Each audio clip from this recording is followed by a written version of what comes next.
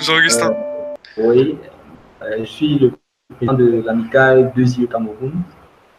Oui, et donc déjà l'amicale 2IE Cameroun regorge en son sein des jeunes ingénieurs qui ont commencé leur carrière soit dans le privé ou dans le public Oui, et qui travaillent au quotidien pour apporter leur expertise dans le métier de l'ingénierie et accompagner aussi les jeunes entreprises qui se créent au quotidien. Donc, en parallèle, on a pu nouer des partenariats avec, par exemple, des institutions de formation comme celle qui nous a formés. Et on a aussi noué des partenariats avec des entreprises qui sont sur la place. Voilà. Donc, notre intérêt pour l'Open Badge est de pouvoir avoir un réseau qui va nous permettre de pouvoir mettre cette expertise à disposition et nous pensons que l'Open Badge, avec les défis de la décentralisation au Cameroun, c'est une opportunité, c'est une aubaine pour pouvoir permettre aux différentes collectivités territoriales décentralisées ouais. d'avoir en leur sein une certaine expertise de proximité. Donc, c'est un peu ce que je voulais relever. Et voilà, nous sommes dans les domaines de l'ingénierie, je parle de l'hydraulique, le génie civil, les Oui, comme énergies Christian, en fait. renouvelables. Comme Christian. Voilà, voilà. Ouais, Donc comme Christian. ça fait partie des challenges quotidiens de nos différentes communes déjà et de notre pays aussi en général, puisque les ressources sont soit mal utilisées, soit rares. Donc, c'est un des choses qui font que l'Open Batch nous intéresse véritablement. Donc, comme question, je pourrais, je ne sais pas si au niveau de cette opportunité, nous pourrons peut-être, au-delà des partenariats, développer aussi des projets concrets qui peuvent être suivis par les différents réseaux qui s'offrent à nous, si c'est possible. Bah, moi, je pense que c'est tout à fait possible.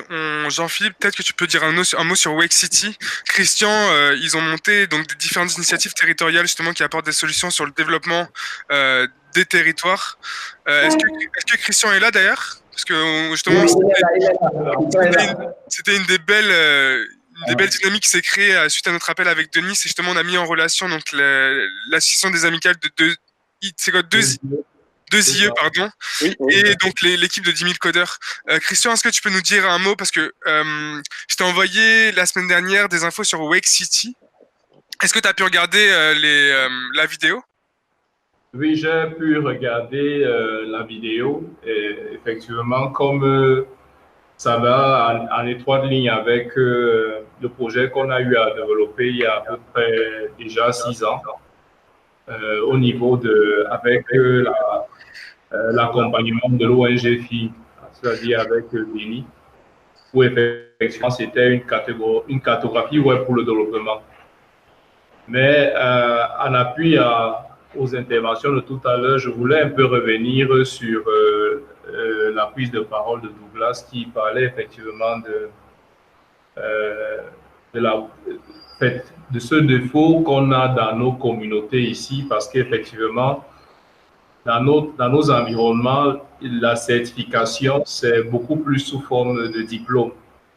Mais avec ce que le collègue a dit tout à l'heure concernant la décentralisation, qui est une voie à laquelle le Cameroun se tourne aujourd'hui, je crois que c'est une piste qui peut être très bien parce qu'au niveau des communautés, tout le monde n'est pas forcément formé. Mais il y a des gens qui ont des compétences et il est bien qu'effectivement qu'on puisse les répertorier d'une certaine manière. Et Oui. étant donné que les communautés, les principaux défis sont essentiellement axés sur les problèmes d'accès à l'eau potable, à la santé, à l'énergie, au transport, à l'écoulement des produits agricoles et autres. Avoir donc ce type de réseau, ça peut être très bien pour déjà mettre les communautés qui sont un peu en avance avec les autres et éventuellement voir même comment essayer de créer des traits d'union pour au niveau on va dire, la main-d'œuvre locale, vu que les populations ne sont pas toujours, pour la plupart, assez diplômées. Oui. Avoir ce concept de badge par communauté, ça peut également permettre effectivement de labelliser un certain nombre d'acquis qui puissent donc être valorisés dans d'autres communautés et donc créer donc vraiment un puissant outil vraiment de développement au Cameroun. C'était ma contribution. Super. Merci beaucoup. Peut-être Jean-Philippe, un petit mot sur justement la dynamique territoriale et le développement territorial qu'on va pouvoir avoir, notamment grâce au badge, donc à la fois sur la résolution donc de problématiques de développement territorial. Donc là, on parlait de l'accès à l'eau ou des systèmes locaux, mais aussi il y a toute la notion des compétences, comme on disait avec justement Douglas et les personnes en amont. Tout à l'heure, on avait des personnes qui étaient situées à Nantes. Et donc, sur un territoire donné qui est la Vendée, ils expliquaient que eux, c'était l'inverse, ils avaient besoin de recruter des personnes.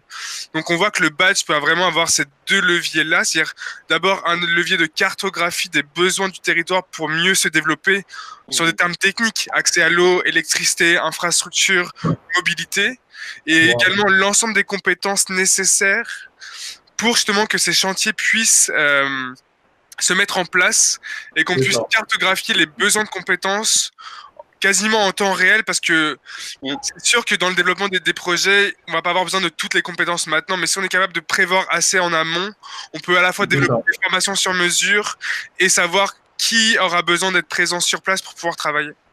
Exact, ça c'est vraiment une bonne approche.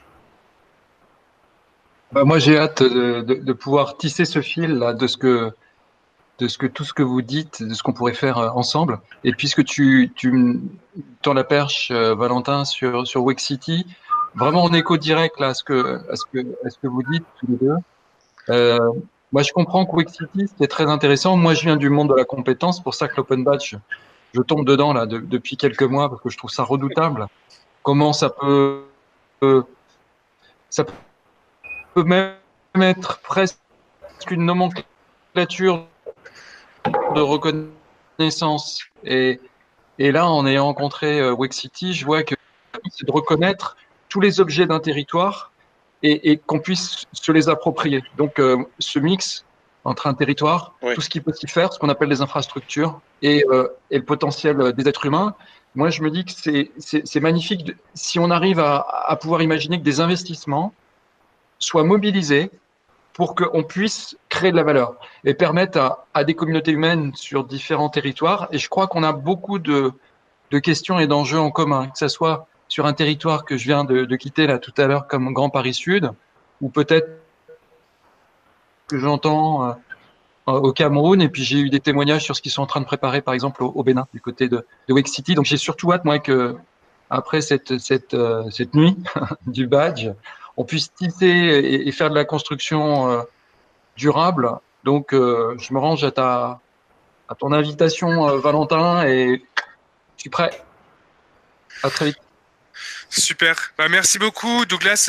On n'a pas pu avoir Denis, malheureusement, les aléas du direct. Donc, je suis vraiment content que vous ayez pu répondre à notre invitation suite à la semaine dernière, qu'on avait pu se dire. Moi, je vais vous inviter dans les prochaines semaines, donc Christian, Douglas, puis les personnes avec lesquelles vous travaillez.